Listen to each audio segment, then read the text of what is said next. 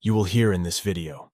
A man becomes consumed by the mystery of the Illuminati, spending sleepless nights watching their every move from the shadows. He witnesses their unholy rituals, dark sacrifices, and the sinister power they wield. The deeper he dives, the more they sense his presence. Until one day, they catch him watching. Now marked by the very organization he sought to expose, he must escape before their next ritual claims him as its ultimate offering. Time is running out and they're always watching him. Part 1. The obsession begins. The air in my apartment felt different that night, thicker, like the weight of too many secrets pressing against the walls. My desk, cluttered with papers, photos, and half-empty coffee cups, bore the brunt of my obsession. Illuminati, they called it. A shadowy cabal of the world's most powerful, pulling the strings behind every major event. Presidents, actors, tech giants, whispers and rumors swirled around them like smoke in a dimly lit room. But I needed more than whispers. I needed proof. My name is Daniel Carter, and I used to be a journalist. Used to be, because once you start digging into things that aren't meant to be uncovered, you become something else, something like a ghost, slipping through the cracks of society, watching but never truly seen. I should have known better, but the allure of the truth was too strong, too intoxicating to resist. It all started with a string of coincidences. Or at least that's what I told myself at first. A speech here, a hand gesture there, all too perfectly timed, too deliberate. It was the way the former president, in a seemingly innocuous speech about national security, traced a triangle with his hands. It was the glint in the eyes of a Hollywood actor as they accepted an award. A glint that spoke of knowing, of being in on a secret the rest of us couldn't even begin to fathom. And then, there was the forest. The forest wasn't on any map, at least not any map available to the public. But I found it. A small note, buried deep in a trove of leaked documents, led me to it. A place hidden away, protected by layers of bureaucracy and secrecy.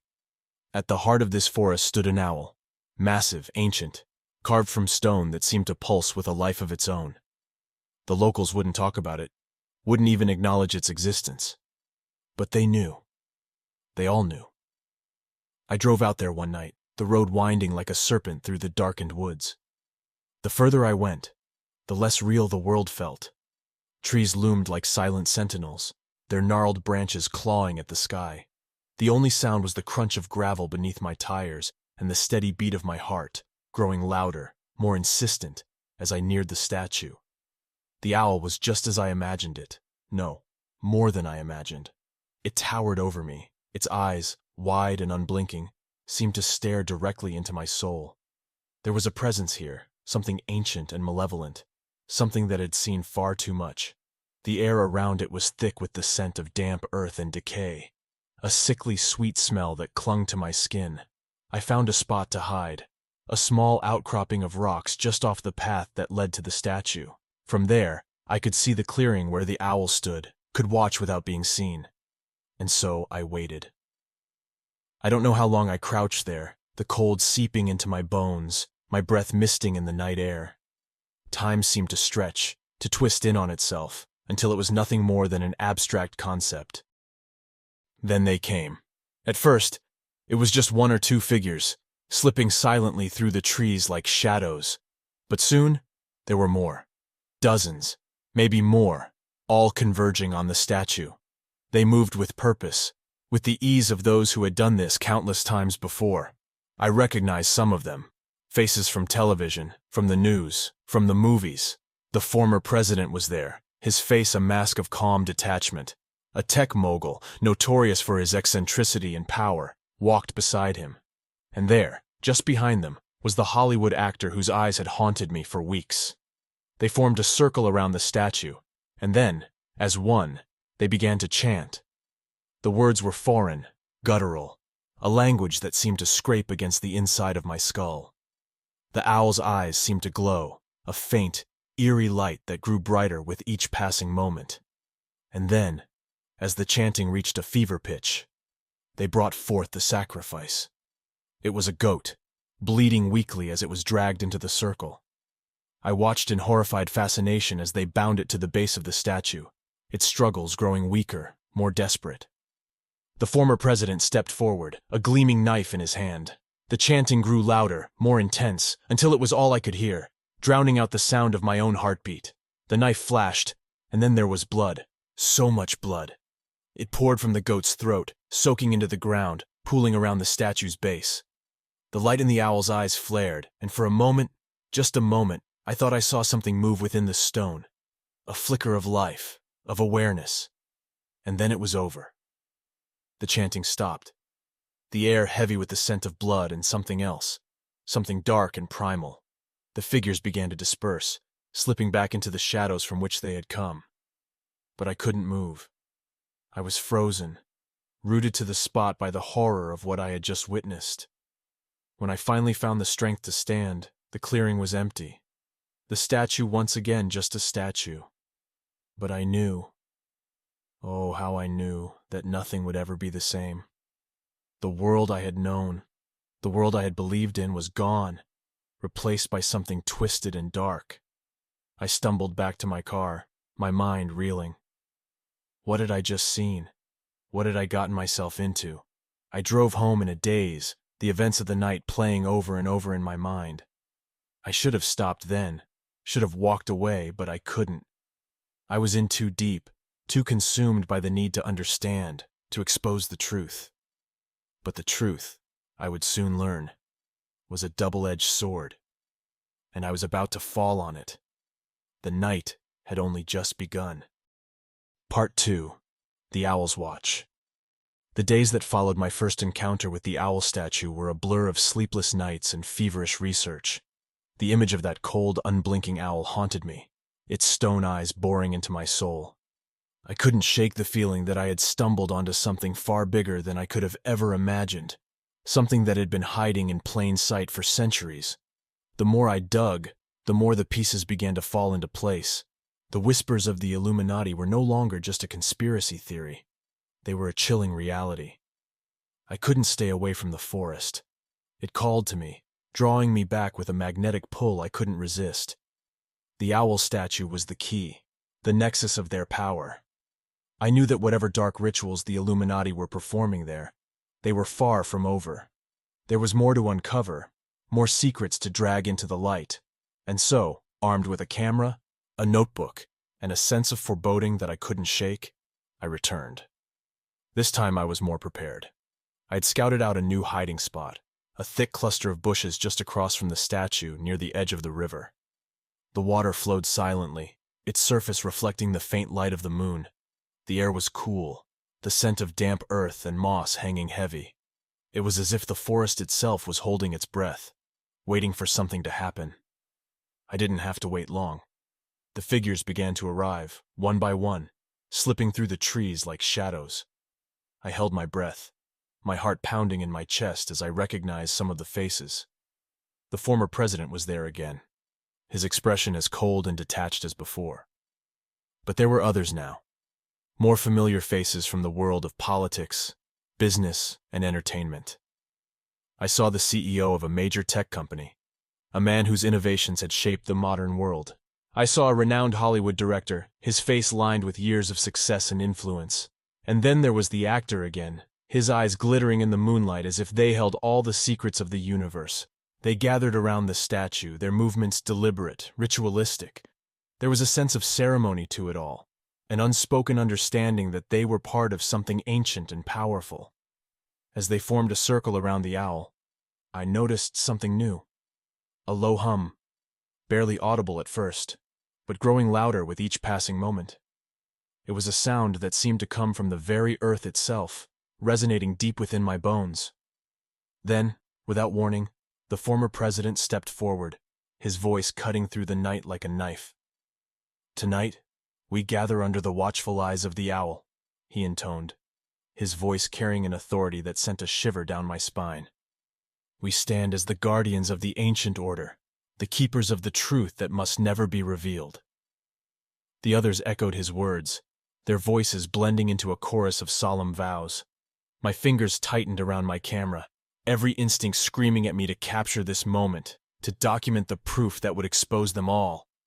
But I knew that a single flash, a single click could mean my death. I couldn't risk it. Not yet. As the chanting continued, I noticed movement near the river. Two figures emerged from the shadows, dragging something heavy between them. It wasn't until they reached the circle that I realized what it was. My breath caught in my throat as I saw the bound figure. A man, blindfolded and gagged, his clothes torn and bloodied. He struggled weakly, his muffled cries of terror piercing the night air. The sight of him sent a jolt of fear and anger through me. Who was he? A victim? A sacrifice? Or was he one of them, being punished for some transgression?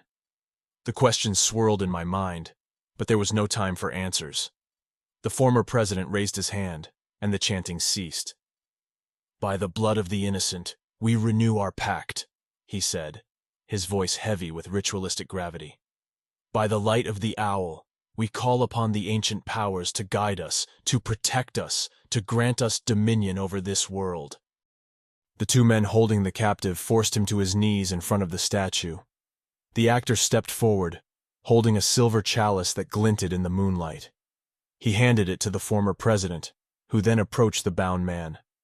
There was a moment of stillness, a breathless pause where time seemed to stretch and bend, and then the knife flashed. The man's scream was short, cut off as his throat was slit with a swift, practiced motion. Blood gushed from the wound, filling the chalice held beneath. The river, dark and silent, bore witness to the ritual, its waters lapping at the shore as if eager to taste the sacrifice. The owl's eyes seemed to glow brighter, the hum growing louder until it was all I could hear, drowning out everything else. My hands trembled as I watched the blood being poured over the base of the statue, the ground drinking it up like a thirsty beast. The ritual was far more than a mere ceremony. It was a binding contract, a covenant with forces I could scarcely comprehend. And these people, the ones who held the reins of power in our world, they were willing participants. My mind raced with the implications, the horror of it all threatening to overwhelm me. But I couldn't afford to lose focus. I was here for a reason, and I had to see it through. I had to understand the full extent of what was happening, even if it meant confronting the darkest aspects of humanity. As the ritual came to an end, the participants began to disperse, their roles in this twisted play complete. The former president and the actor were the last to leave, lingering by the statue as if communing with the ancient forces that resided within it. I watched them go, their figures swallowed by the darkness of the forest. When I was sure the clearing was empty, I emerged from my hiding place, my heart still pounding in my chest. The owl statue loomed above me, its eyes dimming as the last echoes of the ritual faded into the night. The ground at its base was still wet with blood, the scent of iron thick in the air. I forced myself to walk closer, to stand where the man had knelt, to see the aftermath up close. The reality of what I had witnessed hit me like a physical blow. This wasn't just some elaborate performance. This was real. The blood, the death, the power these people wielded, it was all terrifyingly real, and I had just witnessed it. I needed to get out of there, to escape the forest and the dark secrets it held. But as I turned to leave, something caught my eye. A small carved symbol at the base of the statue, half hidden by the blood-soaked earth. It was a symbol I'd seen before, in my research, in the margins of ancient texts. It was the mark of the Illuminati, and it was watching me. I stumbled back, the realization crashing over me like a tidal wave. They knew. They had always known. From the moment I had set foot in this forest, from the moment I had started digging into their secrets, they had been watching me. The owl's eyes weren't just stone. They were a window, a conduit through which they could see, could know. My breath came in ragged gasps as I forced myself to move, to leave the clearing, to put as much distance between myself and that cursed statue as possible. But even as I fled, the feeling of being watched lingered, a cold, unshakable presence that clung to me like a shadow. The owl was always watching, and now so were they. My world was unraveling, thread by thread, and there was no turning back. Part 3. The familiar faces. The days blurred together in a haze of paranoia and adrenaline. Every shadow seemed to hold a secret, Every whisper carried the weight of unseen eyes. The feeling of being watched, of being hunted, grew stronger with each passing moment. But I couldn't stop. The truth was a drug, pulling me deeper into its grasp, and I was too far gone to turn back. I returned to the forest, driven by a compulsion I couldn't fully understand. The rituals I had witnessed haunted my dreams, their dark power seeping into my waking hours. I needed to know more, to uncover every layer of this twisted conspiracy. And so, one moonless night, I found myself once again hidden among the trees, my heart pounding in my chest as I watched the figures gather at the owl statue. This time the air was thick with anticipation, as if the forest itself knew something significant was about to happen.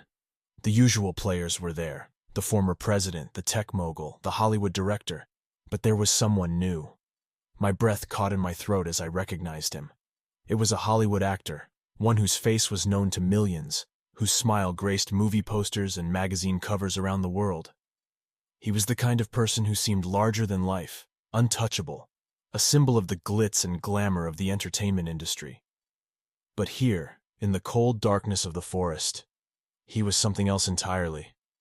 His face was set in a grim mask, his eyes cold and hard as he took his place in the circle. I stared at him, my mind racing. I had seen him before, of course, on screen, in interviews, but there was something different about him now. He didn't belong here, none of them did. But there was a power in him, a dark authority that was impossible to ignore. The air around him seemed to hum with energy, as if the very fabric of reality was bending to his will. The ritual began as it always did, with the chanting, the solemn vows, the slow, deliberate movements that spoke of ancient practices long forgotten by the rest of the world. But my focus was on the actor. I couldn't tear my eyes away from him, couldn't shake the feeling that there was something more to him, something I needed to understand. Then, as if drawn by my gaze, the actor turned his head and looked directly at me. Panic surged through me, cold and sharp like a knife to the gut. My heart skipped a beat, my breath catching in my throat. For a split second I was paralyzed, caught in the trap of his stare. His eyes, those familiar, charismatic eyes that had charmed millions, bored into me with an intensity that was almost physical. It was as if he could see right through my pathetic attempt at hiding, right into my soul. I had been seen. There was no doubt in my mind. The question now was, what would they do about it? The rational part of my brain screamed at me to move, to run, to get out of there before it was too late. But I was frozen, trapped in a moment that seemed to stretch on forever. The actor's gaze was unrelenting, and in that instant, I saw something in his eyes. Recognition, yes, but also something else. Curiosity? Amusement? It was impossible to tell. But whatever it was, it terrified me. Finally, the spell broke. I tore my gaze away, forcing myself to turn and run, my feet pounding against the earth as I fled deeper into the forest. Branches whipped at my face, the underbrush clawing at my clothes as I stumbled blindly through the darkness. The only sound was the blood rushing in my ears, drowning out everything else. I didn't stop, couldn't stop, until I was sure I was far enough away. I collapsed against a tree, gasping for breath, my entire body trembling with the aftershock of pure, unfiltered fear. They had seen me. He had seen me. And now, I was in more danger than ever before. My mind raced, trying to make sense of what had just happened. Why hadn't they come after me? Why hadn't the actor sounded the alarm, raised the others to chase me down? Was it possible that he hadn't really seen me? That it was just my imagination playing tricks on me? But no. The way he had looked at me, the way his eyes had locked onto mine, there was no mistaking it. He knew I was there. And yet, he had let me go. The thought gnawed at me as I made my way back to my car, my footsteps unsteady on the uneven ground. I couldn't shake the feeling that I had narrowly escaped something far worse than I could comprehend. But what was it? What had I stumbled into, and why had the actor spared me? The questions swirled in my mind, a whirlwind of fear and confusion. But there were no answers. Not yet. All I knew was that the stakes had just been raised. The Illuminati were more dangerous, more powerful than I had ever imagined. And now, they knew I was watching. As I drove home, the familiar landscape of the city felt alien, disconnected from the world I had just left behind. The bright lights, the bustling streets, the ordinary people going about their lives. It all seemed like a facade, a thin veneer covering the darkness that lurked just beneath the surface. I had seen the truth, and there was no going back. The actor's face haunted me, his eyes burning into my memory.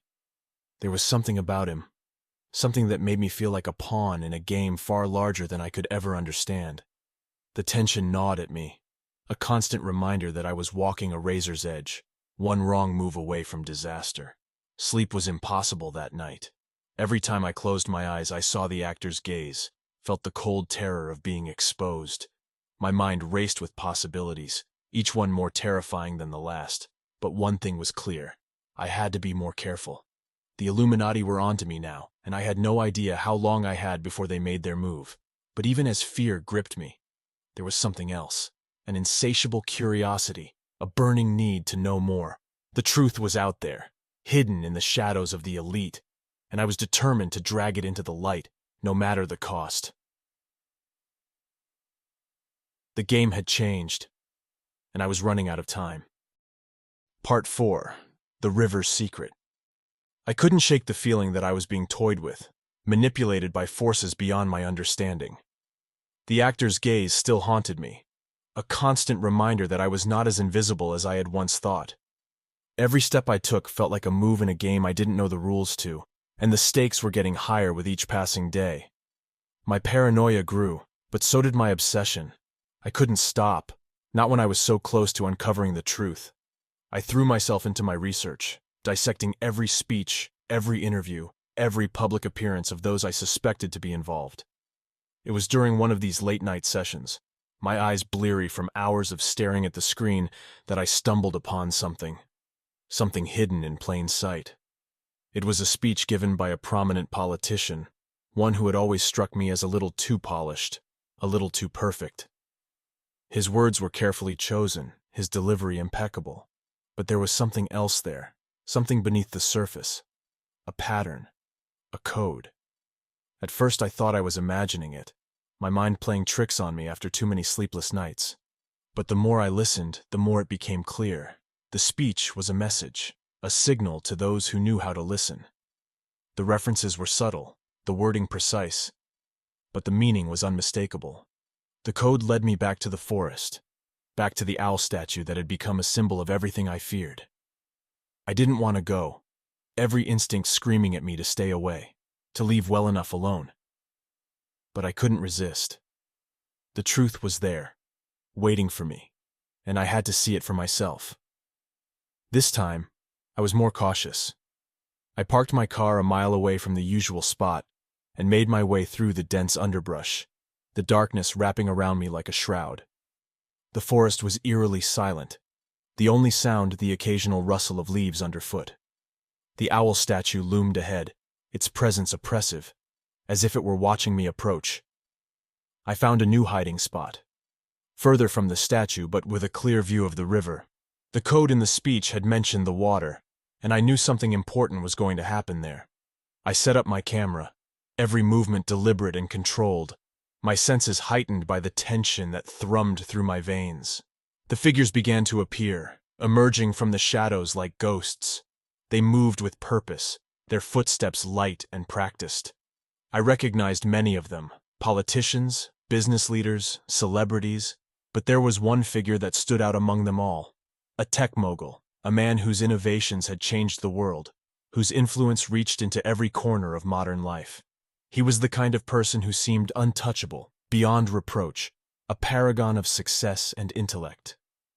But here, in the dead of night, by the river in a forgotten forest, he was something else entirely. He was in charge. The others deferred to him, their gazes lowered in respect, their movements dictated by his commands. The ritual began, the air thick with tension, and I watched as they prepared for something dark, something terrible. The river, calm and serene, seemed to hold its breath. the water reflecting the faint light of the moon. My heart pounded in my chest as I adjusted the camera, zooming in on the scene unfolding before me. The tech mogul stepped forward, his expression cold, devoid of any emotion as he oversaw the preparations. I felt a sickening dread settle in my stomach as I realized what was happening. They were preparing for a sacrifice. A figure was dragged to the edge of the river. A young man, bound and gagged, his eyes wide with terror. He struggled weakly, his muffled cries lost in the darkness. The others held him down, their expressions impassive, as if this were nothing more than a routine task, a necessary evil. The tech mogul raised a ceremonial dagger, its blade glinting in the moonlight, and the ritual began. The chanting grew louder, a low, rhythmic sound that seemed to resonate with the very earth itself. The owl statue, watching from its place in the clearing, seemed to glow with an eerie light, its eyes fixed on the scene below. I filmed it all, my hands trembling as I captured every moment, every gruesome detail.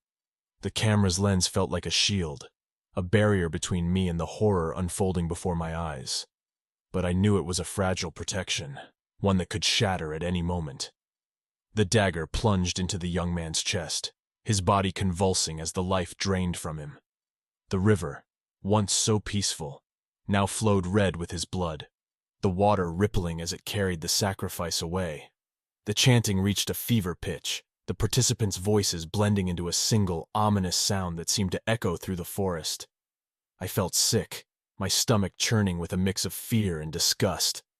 I knew I had to get out of there, to escape before they realized I was watching. But just as I began to pack up my camera, I felt it.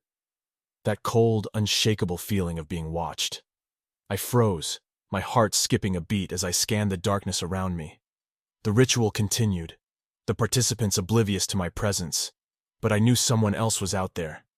Someone who knew I was there. My breath caught in my throat, and for a moment, I was paralyzed by fear. Then, movement in the corner of my eye, a shadow, a figure lurking just beyond the circle of light cast by the ritual. My blood ran cold as I realized the truth. I wasn't the only one watching. Someone, or something, had been watching me. Panic surged through me, a primal instinct to survive taking over. I grabbed my camera and bolted, tearing through the underbrush as fast as my legs would carry me. Branches whipped at my face, the forest a blur of darkness and shadow as I fled. The feeling of being watched grew stronger, every rustle of leaves, every snap of a twig sending a jolt of fear through me. I didn't stop running until I reached my car, my hands shaking so badly that I could barely get the key into the ignition. The engine roared to life, and I sped away, my heart racing, the adrenaline still pumping through my veins. As I drove through the empty streets, the city lights blurring past, I couldn't shake the feeling that I had just narrowly escaped something far worse than I could imagine. The footage on my camera was proof of the darkness that lurked beneath the surface of our world, but it was also a death sentence. The Illuminati knew I was watching, and now they were watching me. The river's secret was out, but the cost of uncovering it was only just beginning to reveal itself. The hunt was on, and I was their prey. Part 5. The Hunters. The thrill of the chase was a double-edged sword. The more I uncovered, the more I felt the weight of the Illuminati's attention pressing down on me. Every shadow seemed to hold a threat. Every whisper carried the sting of danger. I had gone from being the observer to becoming the observed, and the lines between reality and paranoia were beginning to blur. It started subtly, almost imperceptibly. I noticed a car following me, its headlights dim but persistent. At first I brushed it off as a coincidence, a figment of my overactive imagination. But the car remained behind me, no matter which route I took. It was always there, always just out of sight. Like a predator lurking in the dark, my phone became a harbinger of dread. It buzzed incessantly with messages from unknown numbers, their content cryptic and menacing. "We see you," one read. "You're not alone," said another. The messages were unsettling, but it was the absence of a sender that truly unnerved me. Who knew I was there? Who was watching me so closely? The sense of being hunted grew stronger with each passing day. My movements became cautious, my actions calculated. I would switch up my routes, change my routine. But it felt like no matter what I did, The invisible threads of surveillance were wrapped tightly around me. Every time I thought I had shaken off the watchers, another sign would surface. An odd glance from a stranger, a flicker of movement in the corner of my eye. It wasn't until I returned to my apartment one evening that the full extent of the threat became chillingly clear. I had been out for only a few hours, and when I unlocked the door and stepped inside, a sense of unease settled over me. It was too quiet, too still. My senses were on high alert, every creak of the floorboards magnified, every shadow a potential threat. I moved cautiously through the apartment, my paranoia a constant companion. When I reached the living room, I froze. There, on the coffee table, was a small black device. My blood ran cold as I realized what it was: a hidden camera. The implications hit me like a physical blow. The Illuminati had been inside my apartment, watching me as I went about my life. Every movement, every word spoken in my own home had been recorded, analyzed, and used to track my every move. The realization was suffocating, the sense of invasion absolute. I frantically searched the apartment, checking every corner, every nook, every crevice. There were no more cameras, no more obvious signs of intrusion, but the damage was done. The paranoia that had once been a distant feeling was now a palpable reality, a constant presence that clung to me like a second skin. I had to act quickly. I packed a bag with essentials and left the apartment, knowing that staying there was no longer safe. My mind raced as I drove, trying to piece together the fragmented clues, trying to understand the full scope of what was happening. I was no longer just a journalist uncovering secrets. I was a target, a pawn in a game I had barely begun to comprehend. The city lights blurred past, each turn, each street, a calculated move to shake off the invisible pursuers. My phone buzzed with another message, its simplicity masking the threat it carried. "We're closer than you think." The words were a taunt, a reminder of the danger that lurked just beyond the edge of my awareness. I couldn't afford to stop, to rest. The feeling of being watched, of being hunted, was a constant presence, a gnawing reminder that I was in deeper than I had ever imagined. The stakes were higher, the danger more immediate. The Illuminati were no longer a distant, shadowy organization. They were right here, right now, and their reach was longer than I could have ever anticipated. As I continued to drive, my thoughts raced ahead, trying to anticipate their next move. I had to find a way to stay one step ahead, to outmaneuver the hunters who had become my constant shadow. The thrill of the chase was no longer exhilarating. It was a matter of survival. The camera in my apartment had been a grim confirmation of the truth I had feared all along. The Illuminati were watching me, and their grip was tightening with every passing moment. The line between hunter and hunted had blurred, and I was left scrambling to stay alive, to uncover the truth before it was too late. The game had changed. The stakes were higher, the danger more immediate, and the shadows of the elite were closing in. Part 6. The Forbidden Knowledge. My escape from the city's glaring lights had led me to the outskirts of civilization, where the silence of the countryside wrapped around me like a shroud. The paranoia had settled into my bones, a constant ache that no amount of sleep or distance could alleviate. I needed answers, desperately needed them, and the whispers of a whistleblower had offered a glimmer of hope in the darkness. The meeting was set in a secluded area, an abandoned cabin on the edge of a dense forest. The place was chosen for its isolation, far from the prying eyes and ears of the world. The cabin loomed out of the fog like a forgotten relic, its windows boarded up, its walls sagging with age. It was the perfect place for secrets to be revealed, but also for danger to lurk unseen. I arrived early, my mind racing with anticipation and fear. I parked my car far from the cabin, approaching on foot to avoid any possibility of being followed. The forest was eerily quiet, the only sounds the crunch of leaves beneath my feet and the occasional rustle of wildlife. I took up a position near the cabin, hiding in the shadows as I waited for the whistleblower to arrive. It wasn't long before a figure emerged from the mist, a man, cloaked in a dark coat, his face obscured by the hood of his sweatshirt. He approached cautiously, his movements wary, as if he too was aware of the danger that surrounded us. We exchanged brief, guarded words, his eyes darting nervously around the clearing. "Daniel Carter?" he asked, his voice low and trembling. "Yes," I replied, stepping forward, my heart pounding with the weight of what was to come. The whistleblower led me into the cabin, where the dim light of a single bulb cast long shadows on the walls. Inside, the air was thick with the musty scent of decay and neglect. He motioned for me to sit at a rickety table, where he placed a stack of documents and a USB drive. "These contain everything you need to know," he said, his voice barely above a whisper. "The Illuminati's rituals, their connections to world leaders, including current and former US presidents. It's all here, but you need to be careful. They're everywhere, watching. I had to go underground just to stay alive." My fingers shook as I took the documents, my mind racing with the implications of what I was about to uncover. The whistleblower continued, his eyes wide with fear. "They gather at the owl statue, you know. It's not just some old legend. They perform their darkest rituals there, involving powerful people from around the world. The statue isn't just a symbol, it's a focal point for their ceremonies, a gateway to something terrible." Before I could respond, a sudden noise outside interrupted us, a snap of a twig, a distant rustle. The whistleblower's face paled, his eyes darting to the door. The sound had been faint, but it was enough to make him nervous. "They're here," he said urgently, standing up and grabbing a file from his coat. "We need to get out of—" The words were cut off by a loud crash. The door of the cabin burst open, and shadows poured in.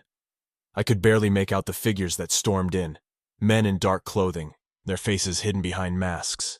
They were quick, efficient, their movements precise. I had no time to react.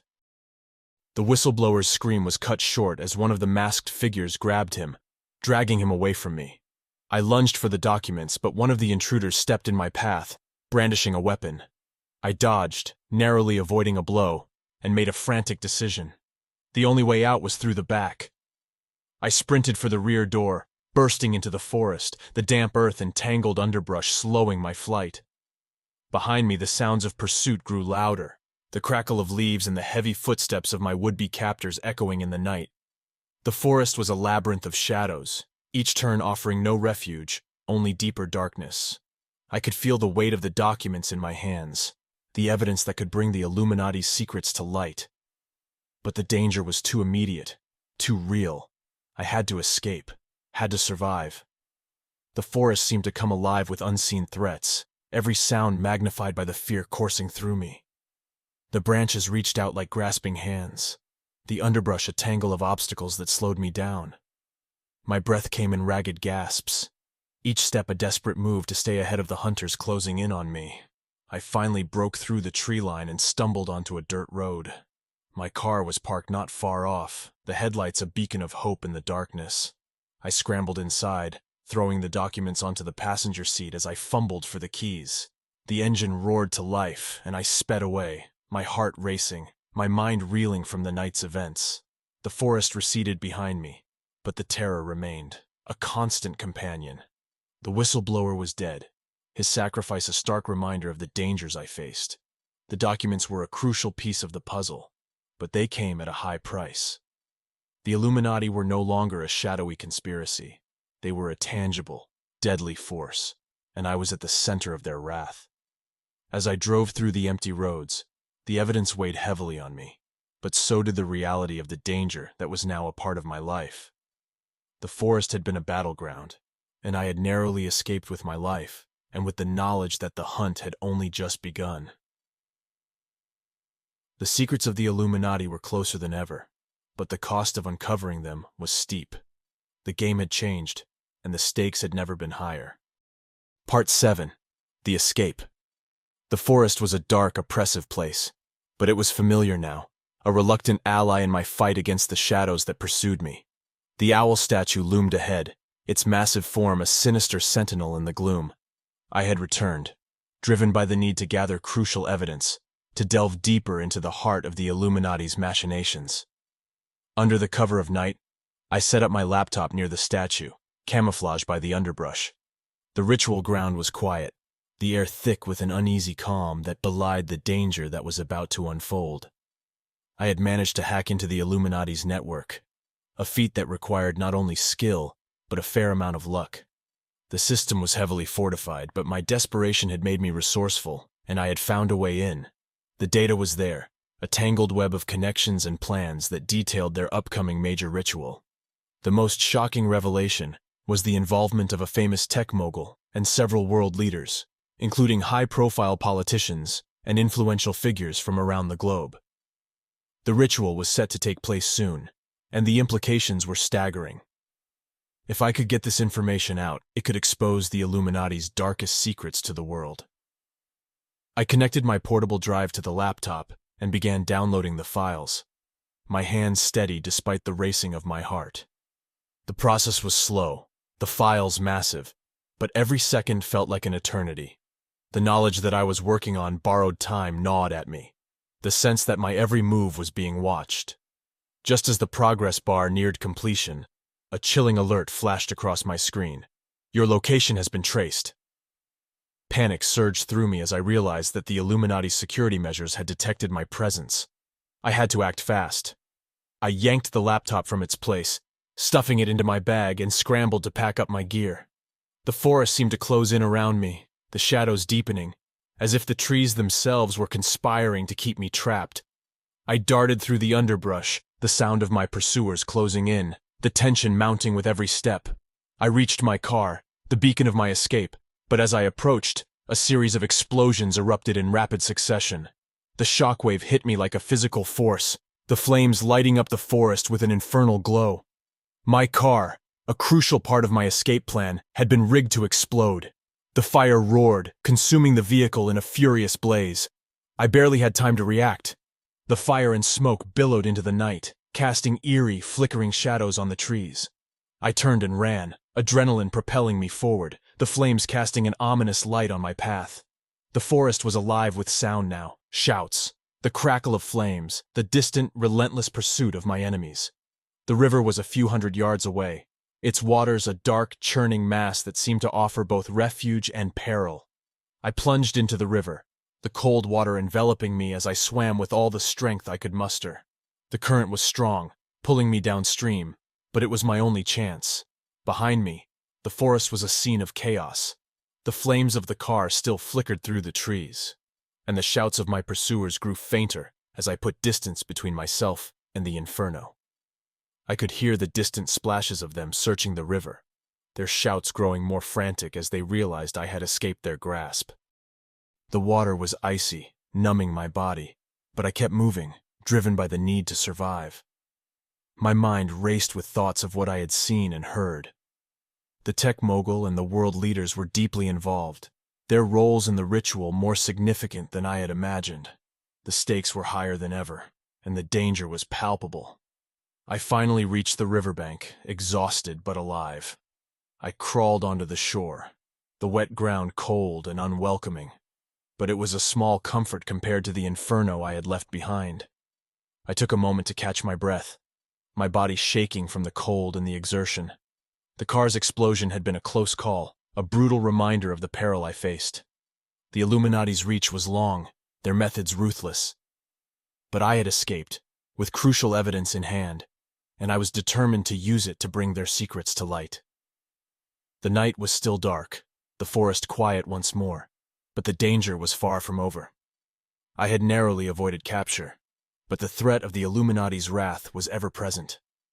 My escape was only temporary, a brief respite in a fight that was far from finished. As I looked back at the forest, the shadows seemed to whisper promises of more danger, more secrets waiting to be uncovered. The game had shifted, and I was deeper into the heart of the darkness than ever before. The Illuminati's plans were laid bare, but the path to exposing them was fraught with peril. The hunt continued, and the shadows of the elite were closing in. Part 8. The Dark Revelation. The days since my narrow escape had been a whirlwind of anxiety and urgency. My refuge was temporary, a rundown motel on the outskirts of a small town, where the walls were thin and the air thick with the scent of mildew.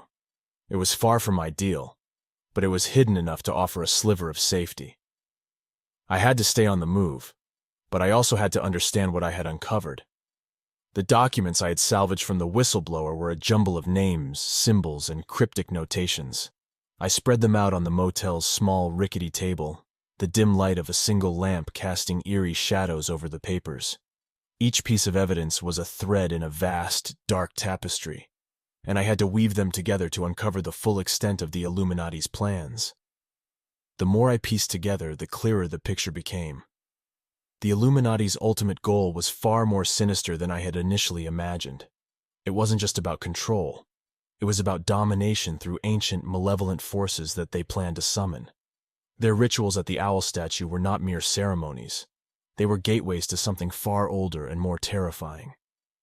The documents included details of their next major gathering, set to take place by the river where the owl statue stood.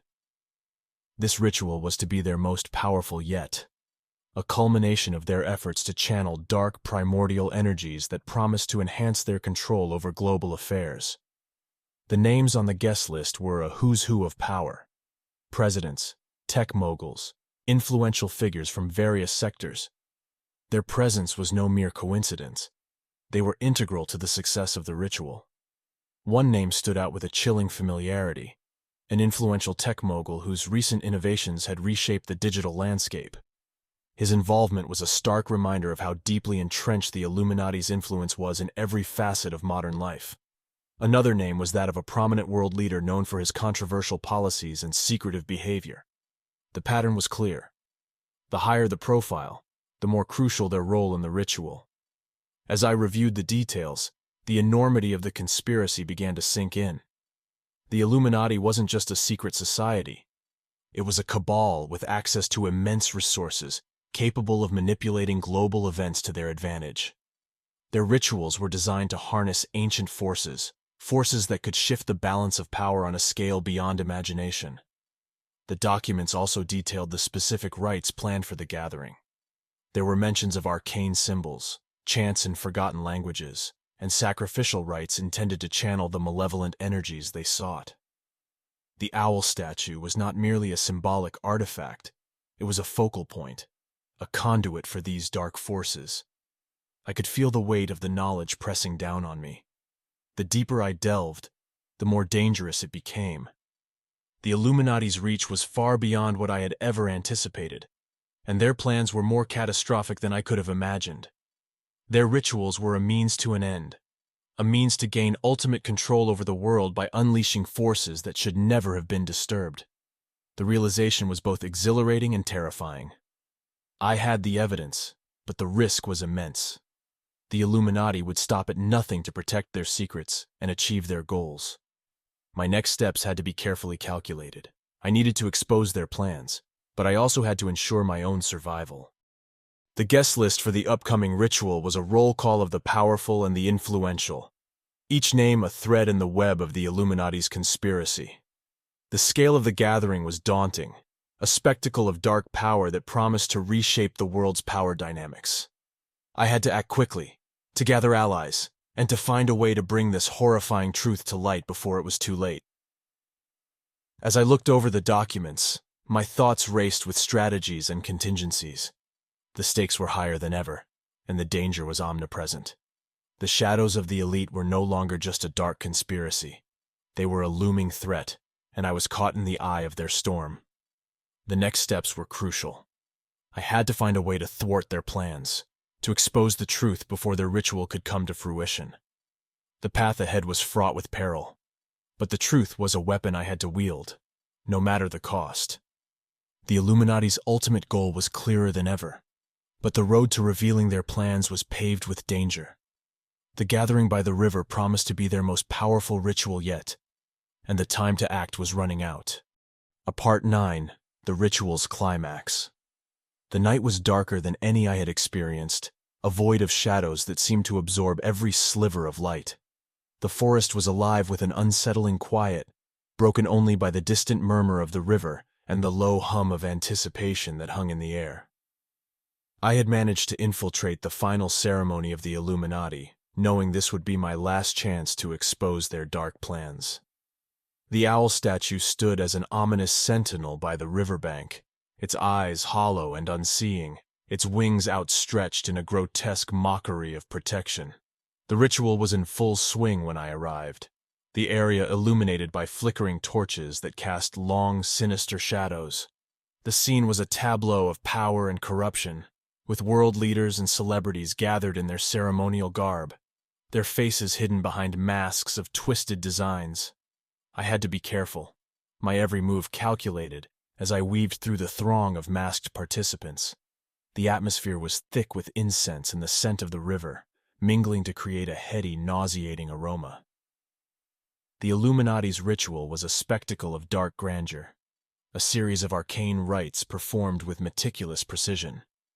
The world leaders, their identities momentarily hidden behind their masks, were preparing for the ultimate sacrifice. The centerpiece of the ritual was a large stone altar draped in crimson cloth, surrounded by symbols etched in ancient languages. The sacrifices were to be conducted at the ritual's peak, their purpose clear: to channel the dark forces they sought to harness and bend them to their will. The sheer scale of the ceremony was overwhelming, a display of power that was both mesmerizing and horrifying. My heart pounded as I maneuvered closer to the action, my eyes scanning the crowd for any sign of recognition. I was so close to the truth, to the evidence that could shatter the Illuminati's hold on the world. But the danger was palpable, a tightening noose around my neck. It was then that I felt it, a sudden shift in the atmosphere, a prickling sensation at the back of my neck. My presence had been detected. The realization hit me like a physical blow, and I had only moments to react. I ducked behind a row of figures, my mind racing as I tried to find an escape route. The masked figures around me began to move with purpose, their heads turning, their eyes scanning the crowd. The ritual's chants grew louder, more intense, as if the ceremony itself was reacting to the disturbance. I knew I had been spotted, and the consequences would be severe. The Illuminati were notorious for their ruthlessness, and being captured was not an option. Suddenly, I was surrounded. Figures in dark robes and masks closed in on me, their movements swift and deliberate. They grabbed me roughly, their hands cold and unyielding, dragging me towards the center of the ritual. The powerful faces of world leaders and celebrities watched impassively as I was brought before the Illuminati Council. Their leader, a figure cloaked in deep shadows, stepped forward. The council's faces were hidden, their voices a low murmur of dark satisfaction. The leader's voice was like gravel being ground underfoot, each word dripping with contempt. "We knew you were coming," he said, his voice echoing ominously. "From the very start. Your investigation has been a thorn in our side, but you're too late. The ritual is nearly complete, and your efforts will come to nothing." Fear and desperation surged through me, but I forced myself to stay calm. I had one last trick up my sleeve, a hidden blade concealed in the lining of my coat. I had hoped I would never need to use it, but now it was my only chance. As the council members moved closer, their attention focused on the ritual's climax. I swiftly retrieved the blade. With a practiced flick of my wrist, I cut through the ropes binding my wrists. The blade was sharp, and it sliced through the restraints with ease. I took advantage of the momentary confusion, breaking free from my captors. The chaos erupted around me, the Illuminati members reacting with shocked anger. I sprinted towards the river, the shouts of pursuit echoing behind me. The final stages of the ritual were a blur of frantic movement, the chants reaching a deafening crescendo as I plunged into the icy waters. The river's current was fierce, pulling me downstream with relentless force. I swam as fast as I could, the cold numbing my limbs, the fear propelling me forward. The shouts of the Illuminati's enforcers grew fainter, their pursuit impeded by the river's treacherous currents and my head start. I finally reached the far bank, collapsing on the muddy shore, gasping for breath. The ritual's noise was now distant, a haunting reminder of the narrow escape I had just experienced. The weight of the documents and the evidence I had gathered was a heavy burden, but it was a burden I was determined to bear. The Illuminati's plans were clearer than ever, and their ritual had revealed the true scale of their power. I had escaped with my life, but the fight was far from over. The truth had to be exposed, and the Illuminati's dark designs had to be stopped, no matter the cost. The ritual's climax had been a horrifying spectacle, but it had also been a crucial step in uncovering the Illuminati's true intentions. With my escape, the next move was critical: to find allies, disseminate the evidence, and confront the shadows that threaten to engulf the world. Part 10. The Aftermath. The fallout from my escape was immediate and brutal. The evidence I had painstakingly gathered, the damning footage and documents, was released to the public with a mix of desperation and hope. I had hoped that the truth would ignite a firestorm of outrage, that the world would wake up to the dark forces pulling the strings behind the scenes. But the Illuminati's reach was far more extensive than I had anticipated. Within hours, every piece of evidence was systematically discredited. Media outlets, heavily influenced by powerful figures within the cabal, branded the footage as fabricated, a product of conspiracy theories and paranoia. The narrative spun by the Illuminati's agents painted me as a delusional fugitive, a charlatan whose claims were nothing more than the ravings of a madman. The discrediting campaign was relentless. Every shred of credibility I had built up over years of investigative work was dismantled. Social media was flooded with orchestrated disinformation, effectively erasing the truth from public consciousness. My name became synonymous with scandal and deceit, a cautionary tale about the perils of pursuing dangerous truths. As the world turned its back on me, I was forced into hiding. The weight of the Illuminati's power became an oppressive, suffocating force. Every shadow seemed to harbor a threat, every sound a potential omen of my impending capture.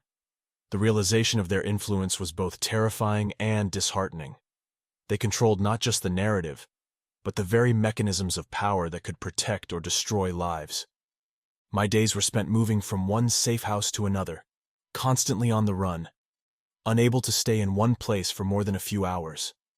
The paranoia was a constant companion, a gnawing fear that followed me wherever I went. The Illuminati's grip on the world was tighter than I had ever imagined, their ability to manipulate and control extending to every facet of society. In the quiet moments, when the fear and exhaustion would momentarily recede, I grappled with a deep sense of helplessness. The fight to expose the truth seemed increasingly futile, a battle against an almost omnipotent adversary. The Illuminati's power was insidious, their influence so far-reaching that even the truth was not enough to free me from their grasp. As I prepared for my final message, I knew it would likely be my last act of defiance. The recording equipment was a makeshift setup, hastily assembled in the dim confines of a small, abandoned building. I sat in front of the camera, the weight of my experiences heavy in my voice. My face was gaunt, shadows under my eyes a testament to the sleepless nights and relentless stress. I took a deep breath, my fingers trembling slightly as I pressed the record button. The camera light blinked on and I began to speak, my voice steady despite the underlying tremor of fear. "This is Daniel Carter," I said, my voice clear but tinged with a sense of finality. "If you're watching this, then my worst fears have come to pass. The Illuminati's influence is far-reaching, their control so pervasive that even the truth can be twisted and buried. They are powerful beyond measure, and their reach extends to every corner of our world." I paused, gathering my thoughts, the weight of what I was about to say heavy on my shoulders. "The owl watches all. They're always watching," I continued, my voice resolute. "Their eyes are everywhere, and their power is absolute. I don't know if this message will make a difference, or if it will simply be another casualty of their machinations. But I had to say it. I had to warn you." I took a final, steadying breath before reaching forward to end the recording. The camera's light flickered off, and the room fell into a heavy silence. The message was out there, a last, desperate attempt to shed light on the darkness that had consumed my life. As I prepared to disappear once again, the gravity of my situation settled in. The Illuminati had won this round, their hold on the world unchallenged. But even in the face of their overwhelming power, I hoped that somewhere, someone would listen, would remember the warning, and would continue the fight against the shadows that lurked at the edges of our reality. The night closed in around me as I slipped into the darkness, a fugitive from a power that seemed to watch over everything. The world continued on, oblivious to the dangers lurking behind the facades of power and influence. My fight was over for now, but the shadows of the elite remained, ever watchful, ever present. The final message was a somber note in a dark saga, a testament to the relentless pursuit of truth in the face of insurmountable odds. The Illuminati's influence was a shadow that loomed large, and the fight against it was far from over. So, my friends, that's the end of the story. You can go to my playlist and see many more interesting scary stories.